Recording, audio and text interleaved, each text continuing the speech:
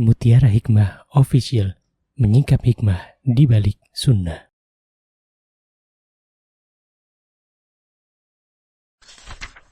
Salurkan donasi terbaik Anda untuk mendukung dakwah Mutiara Hikmah Official. Mari kita ikut serta dalam pembebasan tanah wakaf untuk pembangunan Masjid Mutiara Hikmah. Estimasi kebutuhan dana sebesar Rp1.125.000.000.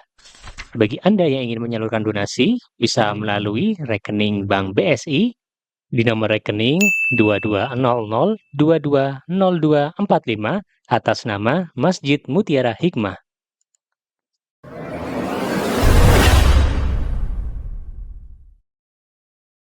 Baik jamaah sekalian rahimani wa rahimakumullah. Hari ini kita akan melanjutkan pembahasan kitabnya namanya apa?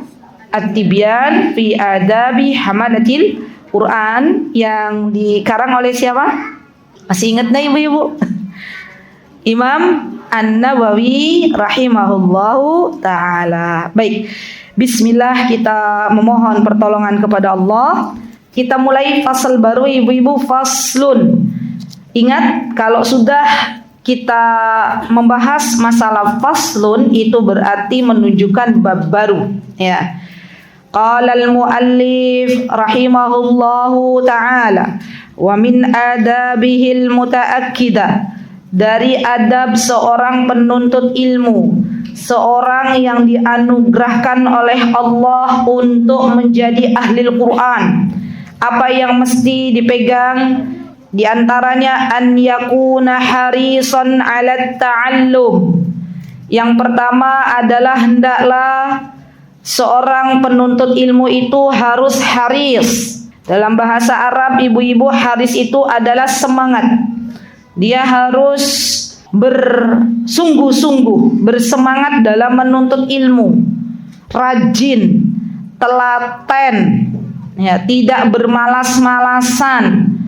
Kalau ada sesuatu yang menghalanginya, selagi kita masih bisa mampu untuk datang, maka datanglah, kecuali memang udzur yang begitu syar'i, yang begitu luar biasa, yang kita tidak bisa mendatangi majlis tersebut, maka itu adalah udzur bagi kita semuanya. Jadi syarat seorang penuntut ilmu itu memang diantaranya adalah dia harus bersungguh-sungguh, harus semangat. Imam Asy-Syafi'i rahimahullahu ta'ala, beliau pernah memberitahukan kepada kita semuanya dengan bait-bait syairnya. Masih ingat ibu-ibu apa kata beliau? Ala la tanalul ilma illa bisittatin sa'umbika an tafsiliha bibayanin dzakain wa hirs. Kata Imam Syafi'i, orang kalau pengen dapat ilmu itu ada 6 syarat. Yang pertama kata Imam Syafi'i apa?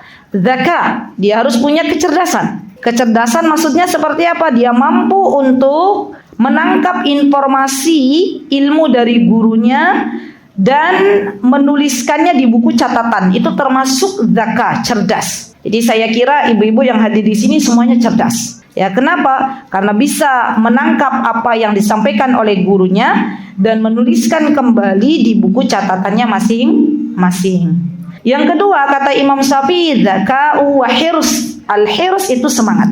Dan biasanya ibu-ibu, yang namanya penuntut ilmu itu kadang mengalami suatu peristiwa yang dinamakan dengan futur. Apa itu futur? Futur itu apa? Ya. Futur itu tiba-tiba nggak semangat, tiba-tiba bosen, tiba-tiba males, tiba-tiba nggak mau datang ke majelis ilmu, tiba-tiba lebih memilih kegiatan lain daripada menuntut ilmu. Dan saya kira semua kita pernah yang mengalami yang namanya futur. Maka ketika futur itu melanda kita, mintalah tolong kepada Allah Subhanahu wa taala. Kita sebagai seorang muslimah hendaklah banyak-banyak membaca doa, Allahumma a'inna ala dzikrika wa syukrika wa husni ibadatik. Ya Allah, tolonglah kami untuk beribadah kepadamu, untuk selalu mengingatmu dan bersyukur kepadamu. Ya, tidak ada satupun dari kita yang bisa datang ke majlis ilmu ini kecuali atas pertolongan dari Allah Subhanahu wa taala. Jadi kalau futur melanda kita, minta tolong sama Allah Subhanahu wa taala, minta kekuatan dari Allah Subhanahu wa taala. Baik, apa kata Imam Syafi'i? Dzaka'u wa hirsi wastibarin wa bulghatin. Kata Imam Syafi'i, yang pertama cerdas, yang kedua semangat, yang ketiga yang namanya pengen dapat ilmu tuh harus sabar. Jadi tidak bisa ibu-ibu kita pengen menjadi orang berilmu, belajarnya cuma sebulan. Ya, belajarnya cuma 1 pekan. Para ulama ketika mereka belajar menuntut ilmu, mereka itu menghabiskan waktu puluhan tahun. Mereka menghabiskan waktu bertahun-tahun. Ya, mereka menghabiskan waktu bahkan ada yang sampai ratusan tahun. Masya Allah. Dalam rangka apa? Menuntut ilmu. Ya. Dan tidak ada yang perlu kita sombongkan ketika kita baru 3 tahun menuntut ilmu.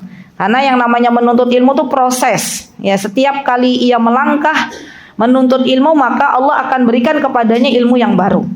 Bahkan Imam Ahmad rahimahullah ta'ala ketika ditanya, ya Imam Ahmad, sampai kapan engkau menuntut ilmu? Apa jawaban beliau? Jawaban beliau, sampai Allah memanggilku untuk kembali, sampai ajal menjemputku. Masya Allah.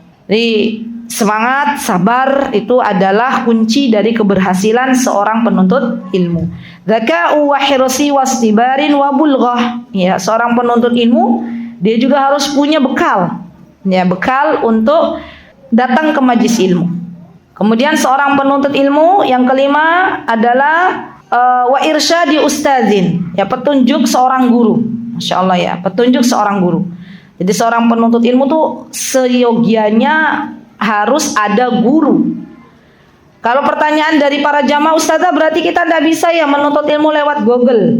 Bisa. Tapi apakah Google bisa memberikan kepada kita, menunjukkan kepada kita ini salah, ini benar? Tentu tidak. Ya. Maka dari itu para ulama zaman dahulu ketika mereka menuntut ilmu, mereka mencari seorang guru. Dan ketika mencari seorang guru tidak asal-asalan. Berdoa kepada Allah, memohon kepada Allah agar diberikan guru terbaik, dan meminta kepada Allah agar apa yang mereka cari dari sebuah ilmu menjadi ilmu yang bermanfaat. Kita tuh kadang ibu-ibu jarang berdoa. Ya, berdoanya ya berdoa hal-hal yang sangat-sangat urgent saja, yang sangat penting saja. Kita lupa berdoa untuk meminta kepada Allah dipilihkan guru terbaik. Padahal seorang guru itu bisa mempengaruhi keadaan seorang murid. Ya, sangat-sangat berdampak kepada kehidupan seorang murid. Para ulama zaman dulu kala ketika mereka memilih seorang guru, mereka akan melihat bagaimana akidah guru tersebut, bagaimana ibadahnya guru tersebut, bagaimana muamalahnya, akhlaknya guru yang akan mereka ambil ilmu darinya. Ya, tidak sembarang mengambil guru. Ya, diminta dulu sama Allah. Dan terakhir yang keenam adalah apa kata Imam Syafi'i? Dzaka'u wa hirsi wastibarin wa bulghatin wa irsyadi ustadin wa tuli zamanin. Kata Imam Syafi'i, dan yang keenam orang yang mau sukses menuntut ilmu adalah tuli zaman, waktu yang lama, yang panjang. Termasuk tadi sabar tuh bukan hanya waktu yang lama, tapi sabar ketika misalnya menuntut ilmu dia menemui teman yang tidak baik, ya. Ketika menuntut ilmu misalnya gurunya ya melakukan hal-hal yang mungkin di hadapan dia kurang baik, maka dia harus bersabar. Ya. Dan itu 6 kunci sukses dalam menuntut ilmu. Saya ulangi, yang pertama adalah kecerdasan, yang kedua adalah semangat, yang ketiga adalah bekal, yang keempat adalah sabar, boleh dibolak-balik ya. Yang kelima adalah itu petunjuk seorang guru, yang terakhir adalah waktu yang panjang. Ya, Masya Allah. Baik, kemudian di sini Syekh mengatakan muwadhiban alaihi fi jami'il awqatil lati yatamakkanu minhu fiha. Seorang penuntut ilmu termasuk di antaranya seorang penghafal Al-Qur'an, seorang yang Allah anugerahkan kepadanya Al-Qur'an, hendaklah ia pandai-pandai mengatur waktu. Nah, ini penting banget nih ibu-ibu. Bahkan pembahasan mengatur waktu ini membutuhkan satu sesi kajian ya. Coba dicek lagi kita masing-masing. 1 kali 24 jam kita habiskan untuk apa? Gitu ya. Belajar berapa jam? Ibadah berapa jam? HP-an berapa jam? Ngobrol sama teman berapa jam? Makan berapa jam? Tidur berapa jam? Kira-kira yang paling banyak mana, Bu? Ibu-ibu yang jawab ya. Yang paling banyak mana? HP. Al-Quran, Ibu. Masya Allah. Al-Quran, ada aja yang jawabannya Al-Quran, Masya Allah. HP, ya berarti jujur. Ya, tidur juga jujur. Ya. Padahal Allah menciptakan kita, apa katanya Allah tujuannya untuk apa?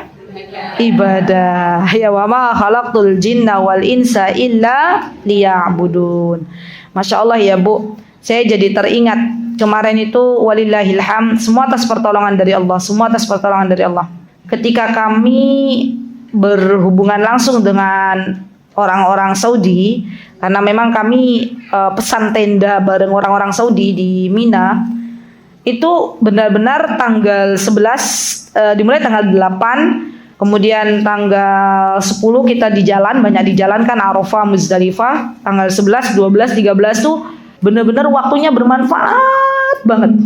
Bagaimana nggak bermanfaat, ibu-ibu? Kita setiap kali kita di kamar lagi diam tuh digobrek-gobrek sama ustadzahnya. Ayo, berzikir, takbir gitu kepada Allah, baca Al-Quran mumpung kalian masih di sini. Terus ketika sholat berjamaah, ya karena ada musola akhwat, disediakan musola khusus untuk para akhwat. Setiap kali sholat 5 waktu ada tausiah, ya ada tausiah. Dan orang Indonesia, alhamdulillah walillahil hamd, atas izin Allah, biiznillahi ta'ala, semua atas pertolongan dari Allah. Tidak ada kekuatan kecuali dari Allah. Ya alhamdulillah kehadiran kami di sana juga alhamdulillah bermanfaat, setidaknya untuk menerjemahkan apa yang disampaikan oleh guru-guru kami, ya orang-orang Arab, menerjemahkan kepada bahasa Indonesia kepada jamaah, dan walillahil hamd jamaah juga bisa mengambil manfaatnya. Jadi 3 hari itu waktu yang sangat-sangat luar biasa, yang bisa kita habiskan untuk banyak-banyak bermunajat kepada Allah. Dan juga ada lomba-lomba seperti lomba hafalan Al-Quran, ya, lomba zikir pagi petang. Itu semuanya dalam rangka apa? Dalam rangka memanfaatkan waktu sebaik mungkin, ya.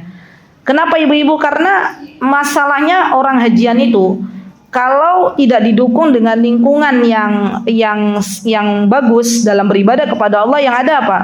Saya dapat kabar dari orang-orang yang haji reguler, itu kalau sudah selesai jamarat atau selesai beribadah, ya di tanggal 11, 12, 13, yang ada adalah mager, tiduran, scroll-scroll HP, nelpon keluarga, ya buka-buka kabar haji gitu ya. Yang ada malah deg-degan karena ternyata ada juga yang ketangkep gitu kan. Dan membuat imunnya jadi drop, ya bukan berzikir kepada Allah. Dan itulah ya manfaatnya lingkungan dan teman yang harus kita pelihara. Ya jadi Masya Allah kami tuh merasakan 3 hari di Mina itu seperti sebulan atau 2 bulan bahkan ya. Kedekatan kami dengan saudara-saudara kami itu Masya Allah sangat-sangat dekat. Dan hawa beribadah kepada Allah juga saling menyemangati gitu, Masya Allah. Jadi sekali lagi bahwa ternyata ya ibu-ibu, untuk kita menjadi hamba Allah yang baik, ya itu butuh yang namanya partner, butuh yang namanya lingkungan yang mendukung. Ya coba ibu-ibu, satu rumah, bayangkan ya, satu rumah, ibu-ibu di rumah nih, satu rumah semua baca Al-Quran, ya kira-kira kita akhirnya yang tadinya mau megang HP malu nggak? Malu. Wah, ibuku yang udah tua aja baca Al-Quran, kakakku baca Al-Quran, adikku baca Al-Quran, akhirnya ikut baca Al-Quran. Tapi sebaliknya, kalau satu rumah itu semua pegang HP, ya mau tidak mau akhirnya kita pegang HP apa enggak? Iya, kadang melihat kanan kiri pegang HP. Jadi Masya Allah ya, waktu yang Allah berikan tuh jangan kita sia-siakan ibu-ibu. Ya, jangan kita sia-siakan. Kenapa? Karena bisa jadi waktu yang kita habiskan itu adalah waktu terakhir kita yang Allah berikan kesempatan kita untuk beramal saleh. Ya, jadi terus bersemangat mengisi waktu-waktu kita dengan berbagai macam ketaatan kepada Allah, terutama di bulan-bulan haram. Dan kita sekarang masih ada di bulan haram. Ya alhamdulillah 1 bulan lagi juga ke depan masih di bulan haram, yaitu di bulan Muharram. Semoga Allah Azza wa Jalla memampukan kita untuk bisa mengisi waktu-waktu dengan baik dalam mencari ridho Allah Subhanahu wa taala. Baik. Kemudian wala yaqna'a bil qalili ma'a tamakkunihi minal katsir. Jangan merasa puas dengan yang sedikit kalau kita bisa mendapatkan yang lebih. Nah, jadi kalau kita menuntut ilmu, maka jangan merasa puas, sudahlah saya dapatnya segini ya sudah. Padahal kita bisa mencari lebih banyak. Ya. Kalau kita bisa mencari lebih banyak, ya kita cari. Jangan pernah merasa puas dengan yang sedikit. Untuk urusan dunia saja ya ibu-ibu, kalau ibu-ibu bisa mendapatkan, misalnya ya, dalam hitungan dunia uang 50.000 dan 100.000, ibu-ibu punya kemungkinan dua. Bisa dapat 50.000, bisa dapat 100.000. Yang ibu-ibu pengen kejar mana? Yakin? Yakin kalau untuk masalah uang saya jagonya yang biru sama yang merah, pasti pilih yang merah. Itu untuk urusan dunia ya. Padahal ilmu juga rizki dari Allah Subhanahu wa taala. Jadi kalau kita lebih banyak dapat ilmu, bersyukur kepada Allah. Kalau memungkinkan. Kalau apa Bu? Memungkinkan. Dan kita bersyukur kepada Allah ketika kita hidup di sebuah kota, yakni kota Yogyakarta, di mana kita mau belajar itu kapanpun waktunya, maka ada majelis ilmu di situ. Masya Allah. Pagi ibu mau belajar, sore mau belajar, ya Masya Allah, siang mau belajar, semua ada. Ya. Jadi jangan pernah merasa puas dengan yang sedikit kalau memungkinkan kita mendapatkan yang lebih. Baik. Wala yuhammila nafsahu ma la yutik. Tapi tentu dengan syarat ya ibu-ibu, dengan syarat kita harus tahu diri. Kemampuan kita dalam menerima ilmu itu berbeda-beda. Ya, ada yang Masya Allah dia bisa duduk di majelis ilmu 1 hari 3 jam. Ada yang dia bisa belajar 1 hari 5 jam. Ada yang cukup setengah jam saja. Ya, itu ada macam-macam. Nah, hikmahnya apa? Kalau kita mengukur diri, maka kita akan tahu kapasitas diri kita masing-masing. Oh, saya bisanya sehari itu 1 jam. Is okay. Jalani, istiqomah. Jangan sampai 1 jam Allah beri kemampuan kepada kita untuk bisa menuntut ilmu setiap hari, tapi kita tidak ambil kesempatan itu. Justru kita hanya mengambilnya 1 pekan sekali. Sekarang ibu-ibu ukur kemampuan diri masing-masing. Saya bisa duduk 2 jam, 1 offline, 1 online untuk menuntut ilmu. Lakukan ya. Terutama anak-anak muda yang punggungnya masih kuat, Masya Allah, yang pikirannya masih jernih, yang tangannya masih kuat. Jangan ikut-ikutan para senior ya. Kalau mbah-mbah ya, menuntut ilmu 1 hari setengah jam itu sudah walillahilham, sudah Masya Allah ya. Anak muda menuntut ilmu setengah jam dipertanyakan. Jadi 1 kali 24 jam itu untuk apa? Kalau hanya setengah jam untuk menuntut ilmu. Jadi sesuai dengan kapasitas masing-masing ya. Baik. Mukhafatan minal malali wa dhiya'i ma hasal. Ya, kenapa kita harus mengukur diri kita masing-masing? Karena kalau kita tidak bisa mengukur diri kita masing-masing, yang dikhawatirkan, makhafah itu adalah yang dikhawatirkan adalah kita akan terjerembab dalam rasa bosan, malal. Ya, Masya Allah. Wa hadza yakhtalifu bi ikhtilafin nasi wal ahwal. Dan kejadian ini ya dari satu kondisi ya, situasi dan kondisi setiap orang itu berbeda-beda. Sekali lagi bahwa yang namanya menuntut ilmu itu ibu-ibu, setiap orang itu punya kapasitasnya masing-masing. Masya Allah ibu-ibu pernah nggak dengar ada orang yang hafalannya kuat, cepet gitu, ada nggak? Duduk baru baca 3 kali udah hafal, seret gitu. Ada yang loadingnya cukup lama ya. Udah ngafal berulang-ulang kok ya orang nempel-nempel gitu. Ada ibu-ibu pernah dengar itu? Pernah menemukan? Saya, saya katanya ya. Tidak perlu bersedih. Kenapa? Karena Allah sudah kasih jatah masing-masing pahala. Ya. Bagi yang hafal nggak hafal, Allah kasih pahala sabar. Allah kasih pahala yang lebih banyak. Ya. Bagi yang menghafalnya cepat jangan sombong. Karena biasanya hafalan cepat hilangnya juga cepat. Ya. Jadi bersyukurlah, alhamdulillah. Ya. Ukur diri masing-masing. Kalaupun memang kita sehari hanya bisa menghafal 3 ayat, lakukan, istiqomahkan. Ya. Semoga dengan kita menghafal 3 ayat setiap hari, semoga Allah ridho. Dan kita punya cita-cita pengen hafal 30 juz, ternyata di tengah kita menghafal, Allah wafatkan kita, maka Allah telah tulis pahala untuk kita hafal Al-Quran 30 juz. Masya Allah. Jadi niat itu yang bagus-bagus, Bu. Ibu mulai menghafal Quran, azamkan dalam diri, ya Allah saya pengen hafal 30 juz. Tapi ya Allah gimana saya cuma hafal 3 ayat sehari, tidak apa-apa. Kalaupun kita belum selesai garis finish 30 juz, Allah wafatkan kita, Allah sudah tulis kita hafal 30 juz.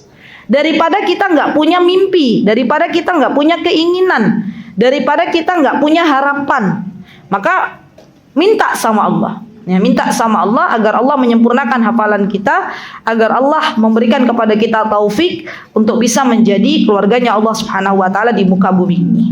Baik. Wa idza jaa ila majlisis syekh falam yajidhu intadarahu wa lazama babuhu. Masya Allah. Katanya dijelaskan seorang murid kalau mendatangi majelisnya syekh, kemudian gurunya itu belum ada, maka tidak perlu pergi.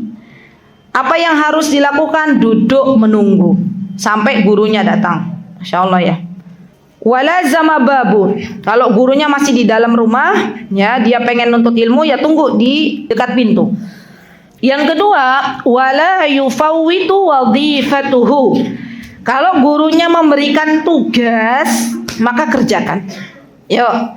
Kemarin ada tugas enggak? Coba ditengok, ada PR enggak? Biasanya saya kalau meninggalkan sebuah majlis itu saya kasih PR ibu-ibu. Coba cek pertemuan terakhir ada PR apa mboten? Ada. PR-nya apa? PR-nya apa, Mbak?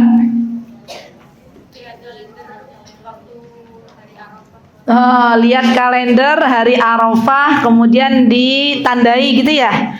Ibu-ibu mengerjakan apa mboten? Mengerjakan? Alhamdulillah kemarin ketemu Arafah kan? Hari Arafah. Proposal doanya sudah dilangitkan, sudah dipanjatkan kepada Allah. Sampun, alhamdulillah. Masya Allah. Terima kasih, jazakumullah khair sudah mengerjakan PR. Baik. Wala yufawwitu wadhifatuhu. Jangan hendaklah dia mengerjakan tugas yang diberikan oleh gurunya. Illa an yakhafa karahata syekh lidzalik bi an ya'lama min halihi al-iqra'a fi waqtin bi'ainihi wa annahu la yuqri'u fi ghairihi. Baik. Maka ketika syekh itu tahu bahwa dia nggak suka kalau ditunggu, ya misalnya nih, syekhnya sudah bersepakat dengan seorang murid. Wahai muridku, nanti saya akan datang ke masjid pukul 10 waktu Indonesia Barat untuk menerima setoranmu. Maka ketika sudah ada kesepakatan dengan syekh, dengan guru kita jam 10 di masjid untuk menyetorkan hafalan, maka kita jangan mendatangi rumah guru kita, sudah di masjid. Ya. Dan hendaklah seorang murid datang on time. Lebih baik menunggu guru daripada guru dulu yang datang lebih awal. Ya. Jadi maksudnya begitu. Jadi kita kalau gurunya tuh nggak suka kalau muridnya datang ke rumah, ya sudah kita datang di tempat yang telah kita sepakati dengan guru kita. Baiklah guruku, baiklah muallimati, baiklah ustazah, saya akan datang di tempat yang kita sepakati di jam yang kita sepakati. Gitu ya ibu-ibu ya. Baik. Dan tidak boleh memaksa ya ibu-ibu. Tidak boleh memaksa datang ke rumah seorang guru kalau memang gurunya tidak mengizinkan.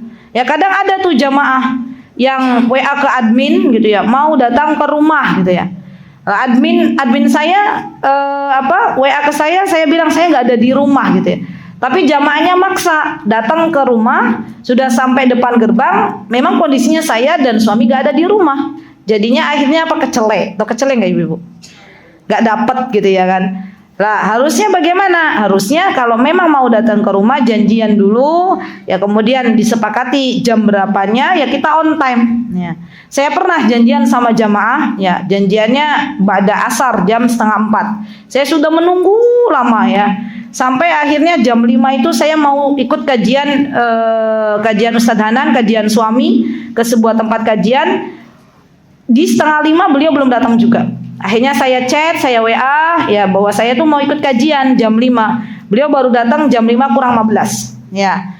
Dan ketika itu apa yang terjadi? Saya izin ke suami, maaf suamiku, ini bagaimana saya mau ikut kajian atau mau menemui tamu? Karena kita terlanjur nggak enak, tamunya sudah datang, akhirnya saya akhirnya nggak ikut kajian, padahal suami saya pengennya saya ikut dan anak-anak juga ikut semuanya. Ya, jadi tolong ibu-ibu kalau memang sudah buat janji dengan guru kita tepati, jam berapanya, hari apanya itu ditepati. Karena kadang seorang guru itu punya kesibukan sendiri.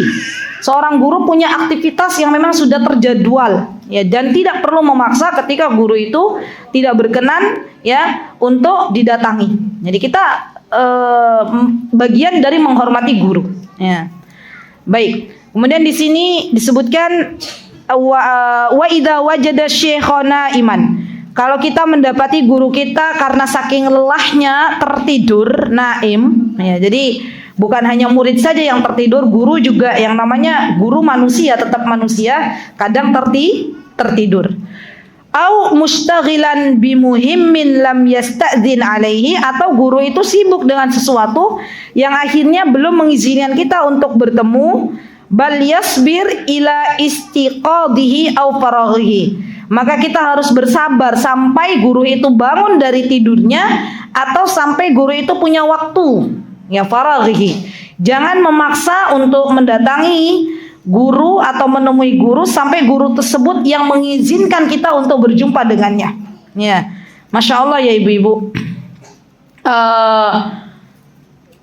Berdoalah kepada Allah, berdoalah kepada Allah, minta kepada Allah. Allah yang akan menggerakkan hati guru kita untuk memberikan waktu kepada kita. Ya, masya Allah. Kemarin, alhamdulillah Allah berikan rizki kepada saya, ya, hajian kemarin itu untuk berjumpa dengan guru saya waktu di Yaman. Yang sering saya sebut-sebut, saya dapat ilmu dari Syekh Abdurrahman, ya, hafizahullah taala, dan Allah pertemukan itu. Di saya, ya, waktu di Mekah dapat kabar dari tetangga saya bahwa syekh saya lagi hajian. Saya dikasih nomor teleponnya, terus saya akhirnya chat beliau. Saya bilang, wahai guruku, sekarang saya ada di Mekah, ya. Kalau boleh saya pengen berjumpa denganmu, ya, karena kami sudah lama kita berpisah 2000. Alhamdulillah. Kita berpisah 2008. Coba ibu-ibu, 2024 dikurangi 2008. Berapa tuh? Berapa tahun? Berapa? 16 tahun. Masya Allah, kalau untuk matematika ibu-ibu jago ya, Masya Allah ya. 16 tahun kita tidak bersua, maka saya pengen menggunakan kesempatan itu untuk berjumpa. Saya izin suami is okay kita temui guru kami, ya, guru saya. Ya, kemudian saya bilang ke guru saya, tolong kasih waktu saya kapan bisanya. Kata beliau, saya kalau ba'da asar itu saya ke Masjidil Haram. Kalau pagi saya istirahat, bisanya siang. Ibu-ibu tahu siang di kota Mekah itu kayak mana cuacanya? Teng-tengan. Apa yang kami lakukan, ibu-ibu saya dan suami, kami datang menepati janji. Siang hari kami keluar dari hotel pakai topi, pakai payung, ya, kami cari taksi, belum lagi di kubeng-kubeng itu taksi, ya, dan kami datangi hotel guru kami dan walillahilham kami berjumpa dengan beliau. Masya Allah. Jadi jangan nego-nego, wahai guruku siang itu teng-tengan, bisa nggak asar gitu ya. Jangan, kenapa? Karena kita tahu guru kita punya aktivitas lain, asar mau ke Masjidil Haram. Jangan pula kita nego, kalau pagi gimana wahai guruku? Ya, kita tahu bahwa kebiasaan orang Arab itu kalau waktu duha tuh tidur mereka. Ya, kenapa? Karena malamnya mereka biasanya begadang untuk sholat malam atau untuk belajar. Ya sudah dikasih waktu siang, alhamdulillah kita siang berangkat. Walaupun matahari cukup panas ya di atas kepala kita, tapi Bismillah kita berangkat. Ya, dan alhamdulillah Allah berikan rizki bisa berjumpa dengan guru-guru kami. Dan setiap kali saya berjumpa dengan guru-guru itu pasti dapat ilmu yang baru. Ya, beliau berpesan kepada saya, wahai muridku, ya lazimkan zikir la ilaha illallah wahdahu la syarika lahul mulku wa lahul hamdu wa huwa ala kulli syai'in qadir, ya, di lisanmu sebanyak-banyaknya. Karena itu yang nanti kita akan ucapkan di akhir kehidupan kita. Kata beliau begitu. Jadi kan ada tuh di zikir pagi petang, ditulis tuh. Kalau bisa baca 100 kali, 100 kali. Ibu-ibu selama ini bacanya berapa kali?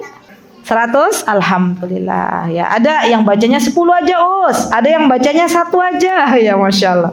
Jadi kata beliau, perbanyak baca la ilaha illallah wahdahu la syarikalah lahul mulku wa lahul hamdu wa ala kulli syai'in qadir, dan itulah yang akan menguatkan badan kita atas izin Allah, yang akan menguatkan keimanan kita atas izin Allah, dan kelak di akhir kehidupan Allah akan berikan kepada kita husnul khatimah. Ya, Masya Allah. Itu nasihat dari beliau, dan ini saya sampaikan semoga bisa diambil manfaatnya. Baik. Au yansarif was sabru aula. Ya, jadi sabar itu lebih utama. Kalau memang mau ketemu guru ya harus sabar. Kama kana Ibnu Abbas radhiyallahu anhuma wa ghairuhu yaf'alun. Sebagaimana Abdullah Ibnu Abbas, ya Ibnu Abbas tolong dicatat kaidahnya, kalau ada kata Ibnu Abbas berarti namanya beliau adalah Abdullah. Berarti di sini Abdullah Ibnu Abbas radhiyallahu anhuma. Kenapa di sini huma kembali kepada Abdullah dan kepada Abbas? Dua-duanya sahabat. Abbas adalah pamannya Rasulullah sallallahu alaihi wasallam. Abdullah bin Abbas adalah sepupunya Rasulullah sallallahu alaihi wasallam. Maka Abdullah bin Abbas disebut dengan radhiyallahu anhuma. Dua. Ya, kembali ke Abbas dan kembali kepada Abdullah. Baik. Wa ghairuhu yaf'aluna. Coba yang punya buku bahasa Arab ada catatan kaki nih, nomor 1, ya. Ketemu enggak? Ada enggak? Di sini disebutkan wa an Ibnu Abbas radhiyallahu anhu qala lamma qubida Rasulullah sallallahu alaihi wasallam qultu li rajulin minal ansar halumma falnas'al ashab Rasulullah sallallahu alaihi wasallam fa innahumul yawma katsir. Qala wa a'jaban laka ya Ibn Abbas atara an-nas yaftaqiruna ilayka wa fin nasi min ashabi Rasulillah sallallahu alaihi wasallam fihim. Qala fataraka dzak wa aqbala ana as'al ashab Rasulullah sallallahu alaihi wasallam anil hadis wa inna kana la yablughanil hadis anir rajul fa atiya babuhu wa huwa qa'id fa atawassada ridai ala babihi tusfir rihu alayya min at-turab fayakhruju wa yaqul ya ibn ammi Rasulillah ma jaa bika ala ursilta ilayya fa'atik faqul ana ahqqu an atik fas'aluhu 'anil hadis qala fa'asha dhalika ar-rajul al-ansari hatta ra'ani wa qad ijtama'a an-nas hawli yas'aluni fayaqulu hadzal fata aqala minni.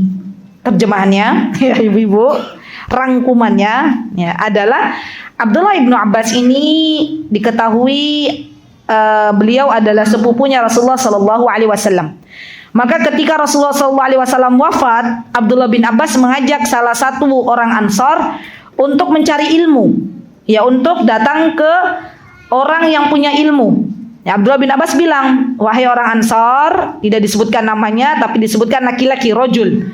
Yuk kita cari ilmu yuk, kita belajar yuk ke salah satu sahabat Rasulullah SAW. Karena mereka biasanya mendapatkan ilmu dari siapa ketika Rasulullah hidup, ibu-ibu? Dari Rasulullah. Rasulullah sudah meninggal, maka ilmu itu diwariskan kepada siapa? Kepada para sahabat. Nah, Abdullah Ibnu Abbas dengan ketawaduannya, dengan kerendah hatiannya, beliau mau belajar kepada para sahabat yang masih hidup kala itu. Tapi orang Ansor ini bilang begini, ngapain kamu Abdullah bin Abbas datang ke sahabat, kamu aja berilmu, gitulah intinya. Maka Abdullah bin Abbas akhirnya meninggalkan orang Ansor itu dan mendatangi salah satu sahabat dari Rasulullah SAW. Dan ketika itu sahabatnya Rasulullah masih di dalam rumah. Apa yang dilakukan Abdullah bin Abbas? Yang dilakukan beliau menunggu di depan pintu sahabat itu sampai sahabat itu keluar. Disebutkan debu itu melewati pipinya Abdullah bin Abbas. Saking lamanya Abdullah bin Abbas menunggu gurunya keluar dari rumah, selendangnya sampai terjatuh. Masya Allah ya. Dan akhirnya sahabatnya Rasulullah ini keluar, Abdullah bin Abbas menuntut ilmu darinya, terus dilakukan oleh Abdullah bin Abbas, menuntut ilmu, mencari hadis, sampai suatu hari kelak Allah jadikan Abdullah bin Abbas ini akhirnya menjadi orang yang banyak didatangi oleh para sahabat yang lain, bertanya permasalahan-permasalahan kepada Abdullah bin Abbas. Masya Allah. Ibu-ibu, Masya Allah, Abdullah bin Abbas ini kalau kita lihat sirahnya beliau, maka beliau adalah termasuk dari salah satu sahabat yang diberikan julukan sebagai samudra ilmu. Ya, jadi Abdullah bin Abbas tuh punya julukan samudra ilmu, saking banyaknya ilmu yang Allah berikan kepada Abdullah bin Abbas. Apakah ketika Abdullah bin Abbas itu punya ilmu banyak ya, kemudian Abdullah bin Abbas tidak berikhtiar untuk belajar? Tidak. Beliau juga berikhtiar. Beliau belajar. Beliau menuntut ilmu. Beliau mendatangi para sahabat. Baik. Kemudian wa yambaghi an ya'khudha nafsahu bil ijtihadi fit tahsili fi waqtil faraghi wan nasyad. Ini penting nih Ibu-ibu. Hendaklah seorang penuntut ilmu dia berijtihad, maksudnya bersungguh-sungguh dalam mendapatkan at-tahsil, mendapatkan ilmu baik di waktu faragh, di waktu kosong, maksudnya ketika kita punya waktu lebih. Ya waktu yang kita nggak ngapa-ngapain, sebaiknya seorang penuntut ilmu menggunakan waktunya untuk belajar. Apalagi zaman sekarang yang namanya menuntut ilmu bisa dilakukan dari rumah. Ya kan Ibu-ibu? Ada daurah-daurah, ada majlis-majlis ilmu yang Masya Allah dibuka melalui online. Tapi ada gurunya. Ya ada, sekarang banyak dibuka itu. Baik dari dalam negeri ataupun dari luar negeri. Ya wan nasyad, dan ketika kita dalam keadaan an-nasyad itu dalam bahasa Arab adalah rajin, dalam keadaan kita sedang semangat, sedang rajin, maka hendaklah bersungguh-sungguh. Wa quwwatil badan. Hendaklah menuntut ilmu dalam keadaan badanmu lagi kuat. Nah, jadi gunakan kesempatan sehat kita, gunakan kesempatan badan yang kuat yang Allah berikan ini untuk menuntut ilmu, Ibu-ibu. Jangan sampai kita menyesal ketika badan kita sudah tidak lagi Allah berikan kekuatan. Ketika kita sudah sakit-sakitan baru kita menyesal, kemana aja saya dari dulu. Di waktu sehat malah justru bermaksiat kepada Allah. Di waktu sakit malah menyesal tidak menuntut ilmu. Jadi gunakan di antara tanda seseorang itu pandai bersyukur kepada Allah adalah menggunakan jasadnya yang Allah berikan, dari kenikmatan-kenikmatan yang Allah berikan itu untuk beribadah kepada Allah. Ya, kemarin itu saya dapat pelajaran penting dari guru kami yang ada di Mina. Ketika kami sedang makan, ya, jadi Masya Allah makannya juga prasmanan Bu.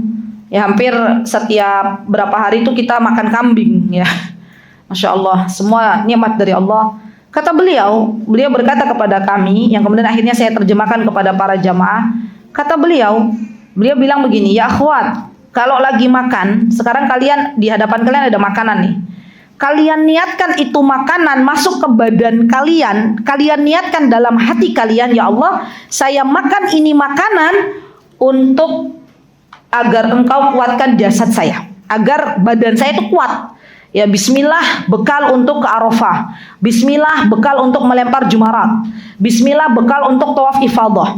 Masya Allah, apa yang dirasakan para jamaah Ibu-ibu setelah meniatkan itu makanan yang masuk agar lebih kuat badannya, lebih kuat ibadahnya. Kata mereka, Masya Allah, tawaf ifadah tuh rasanya Masya Allah lebih ringan. Masya Allah, walaupun keadaan jamaah full di Masjidil Haram, Ibu-ibu desak-desakan, tapi biidznillahi ta'ala Allah berikan kekuatan.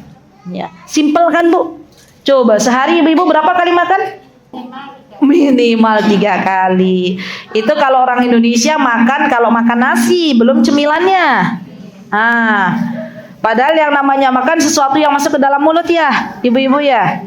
Berarti ya mungkin lebih dari 3 kali, minimal 3 kali. Baik, coba Ibu-ibu PR.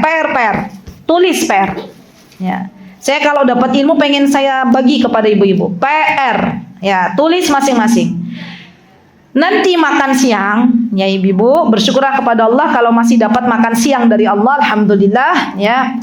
Coba Ibu-ibu mulai membiasakan itu makanan yang ada di depan Ibu-ibu, ya jangan langsung dimakan. Jangan langsung dimakan. Jadi gimana Us? Dipoto kah Us? Enggak ya. Kan zaman sekarang kalau sebelum makan jepret upload gitu ya. Enggak ya. Ibu-ibu bilang dulu ke ibu-ibu masing-masing. Ya Allah, bilang ya, dalam hati boleh, ya bergumam juga boleh. Ya Allah, ini makanan yang ada di depan saya niatkan untuk menjadikan badan saya kuat. Biar lebih kuat untuk sholat asar, biar lebih kuat untuk ngaji, biar lebih kuat untuk tahajud. Ya, diniatkan. Simple tau ibu-ibu? Simple, tapi kadang besok nanti lupa gitu ya. Ya sudah. Oke, bismillah ya, minta tolong sama Allah, nanti siang mulai. Ya. Jadi Masya Allah itu beda banget. Di badan tuh rasanya tuh beda ibu-ibu. Ya. Jadi diniatkan agar makanan yang masuk ke dalam tubuh kita, ya Allah jadikan sebagai sarana untuk menguatkan badan kita. Ya, baik. Lanjut. Kemudian di sini wa quwwatil badani wa nabahatil khatir, ya, dan pikiran yang segar. Jadi kalau Allah kasih kepada kita pikiran yang jernih, maka hendaklah kita gunakan untuk menuntut ilmu. Wa qillatis syaghilat, dan sedikitnya kesibukan. Ya, jangan sampai ibu-ibu sudah sibuk akhirnya menyesal nggak menuntut ilmu. Ya, kalau kita masih ada waktu luang, maka jadikan waktu luang kita untuk menuntut ilmu. Qabla awaridil batalati wartifa'il manzilah.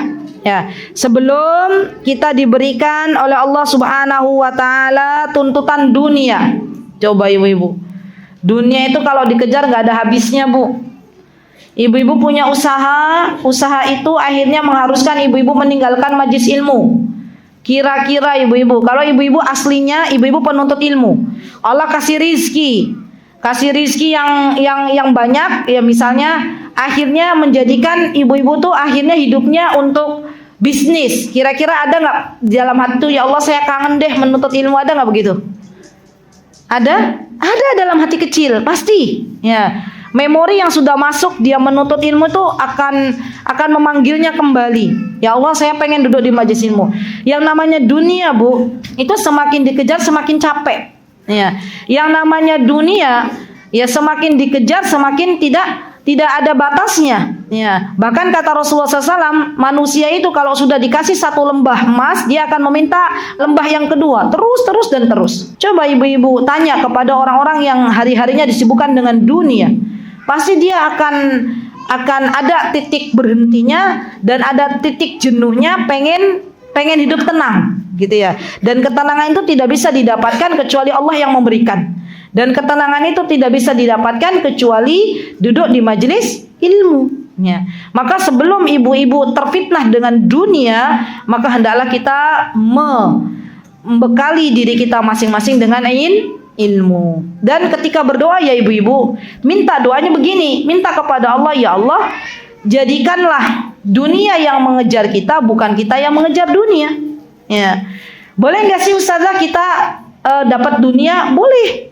Tapi jangan sampai dunia itu yang akhirnya menjadi fitnah bagi kita. Kita ngejar-ngejar dunia, capek gitu ya, dunianya nggak dapat.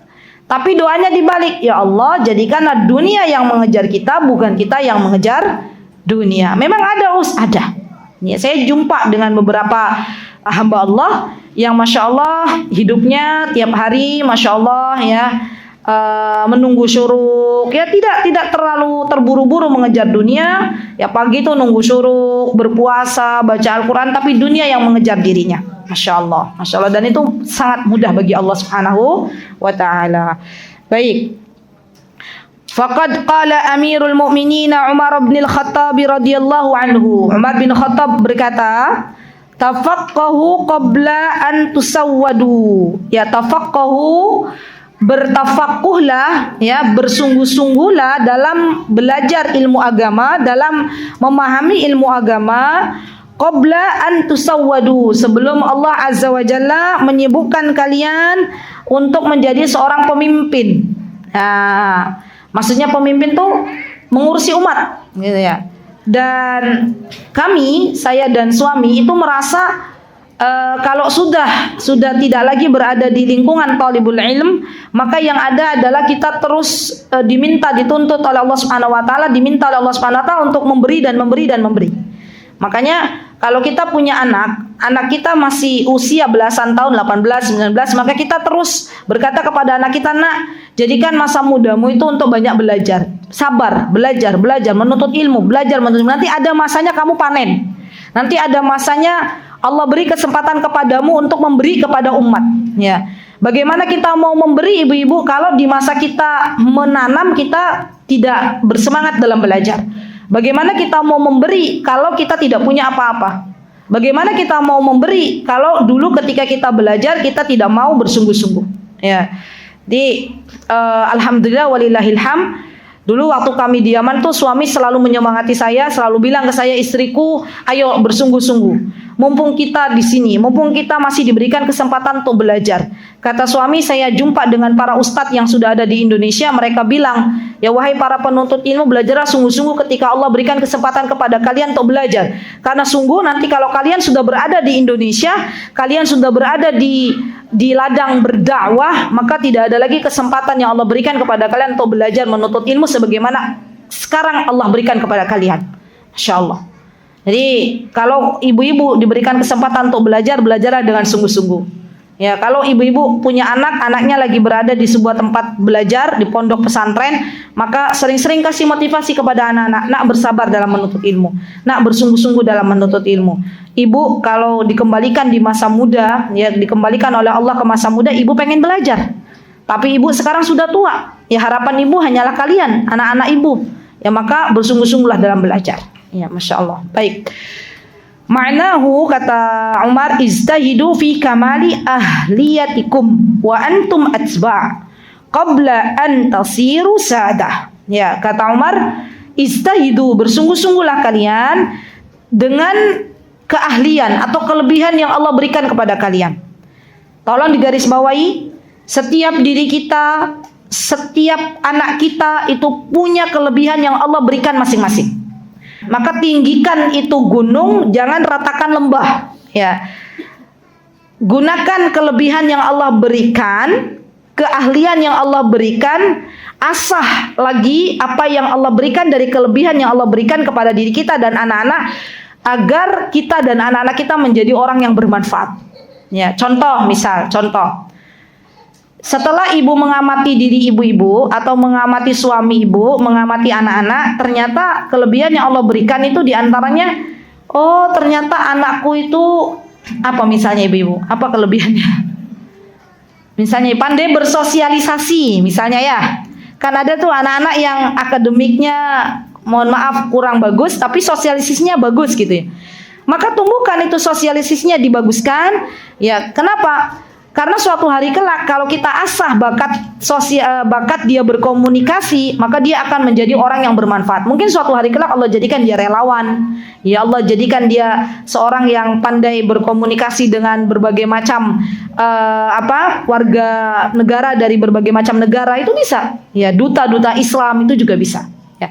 Atau misalnya Allah berikan kelebihan anak kita hafalan yang bagus, hafalan yang cepat. Ya sudah kita asah dia untuk menjadi para penghafal Al-Quran 30 juz, ya dimungkinkan kalau sudah mengambil satu sanad, mengambil lagi sanad yang kedua karena dia memang punya hafalan yang bagus, ya. Dan kita doakan semoga anak kita kelak menjadi orang yang bermanfaat. Ya. Kalau ada orang anak kita atau kita orangnya suka empatinya bagus, misalnya ya peduli, Masya Allah, asah kepedulian kita, ya. Sering bantu orang lain, sering kita tolong orang lain. Semoga dengan kita peka kepada orang lain, kita suka bantu orang lain, kita suka menolong orang lain, semoga dengan jalan itu Allah berikan kita surga yang kelak kita akan memasukinya. Ya. Jadi sadarlah wahai saudariku bahwa setiap diri kita, setiap anak-anak kita tuh diberikan kelebihan masing-masing oleh Allah. Maka asalah kelebihan yang Allah berikan, jangan pernah jangan pernah bersuudzon kepada Allah, ya jangan pernah kita berburuk sangka kepada Allah, karena Allah zat yang maha baik, yang mengetahui yang terbaik untuk hambanya. Baik. Kemudian di sini dikatakan fa innakum idza sirtum sada matbu'ina imtana'tum minat ta'allum lirtifa'i manzilatikum wa kathrati syughlikum wa hadha ma'na qauli Imam Syafi'i radhiyallahu anhu tafaqqah qabla an tar'asa fa idza ra'asta fala sabila ila tafaqquh.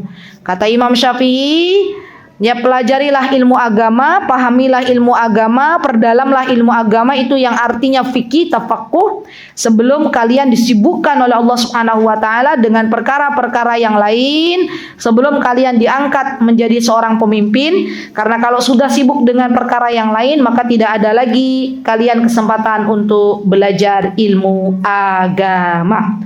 Ya, jadi pesan saya, ibu-ibu, gunakan kesempatan sebaik mungkin untuk banyak-banyak duduk di majlis ilmu, untuk banyak-banyak memurojaah ilmu, dan juga mintalah taufik kepada Allah Subhanahu wa taala untuk dipahamkan apa-apa yang Allah beri dari sebuah ilmu. Dan mohon doanya nanti insya Allah ba'da duhur kami bertolak ke Surabaya, insya Allah biidnillahi ta'ala. Di sana ada daurah Sabtu Ahad insya Allah tentang darah wanita. Dan ketika saya diberikan amanah untuk memberikan materi darah wanita tuh, saya banyak-banyak minta sama Allah ini hari-hari ini, ya Allah pahamkanlah nanti para jamaah, ya Allah berikanlah kepahaman untuk para jamaah dan berikanlah kemudahan saya untuk menyampaikan, karena masalah darah wanita ini jelimet ibu-ibu. Tahu jelimet enggak? Rumit ya. Imam Ahmad saja mempelajari darah wanita itu 9 tahun. Ya, dan karena wanita itu unik ya, itu baru darahnya yang rumit, bagaimana perasaannya. Masya Allah. Ya kan, kadang ada seorang ulama menuliskan sebuah bait syair, kata beliau, kalau pengen mempelajari mempelajari sebuah ilmu, maka cukup bagi kamu untuk membaca satu kitab. Tapi untuk memahami seorang wanita tidak cukup bagimu membaca berjilid-jilid buku ya. Karena memang wanita itu Masya Allah sulit dipahami ya, Masya Allah. Dan Alhamdulillah kita bersyukur kepada Allah ya, diberikan suami-suami yang sabar ya Bu Ibu ya. Diberikan suami-suami yang mau mendengarkan ocehan kita ya. Yang kadang kita bad mood, suami kita masih mau menemani kita ya kan. Ya Masya Allah, kadang kan memang wanita begitu. Ya Masya Allah, dan kita bersyukur kepada Allah Azza wa Jal. Baik, itu yang bisa saya sampaikan ibu-ibu. Insya Allah mudah-mudahan yang sedikit ini bermanfaat, dan mudah-mudahan apa yang kita dapatkan pada pagi hari ini menjadi ilmu yang kita amalkan di dalam kehidupan kita sehari-hari. Pesan saya adalah jangan pernah berhenti untuk belajar, terus belajar dan belajar dan belajar, dan minta kepada Allah agar apa yang kita dapatkan semoga Allah berikan keberkahan, semoga Allah mudahkan kita untuk bisa mengamalkannya. Wallahu taala a'lam. Aqulu qouli hadza wa astaghfirullah li wa lakum wa akhiru da'wana alhamdulillahi rabbil alamin. Wassalamualaikum warahmatullahi wabarakatuh. Mutiara Hikmah Official, menyingkap hikmah di balik sunnah.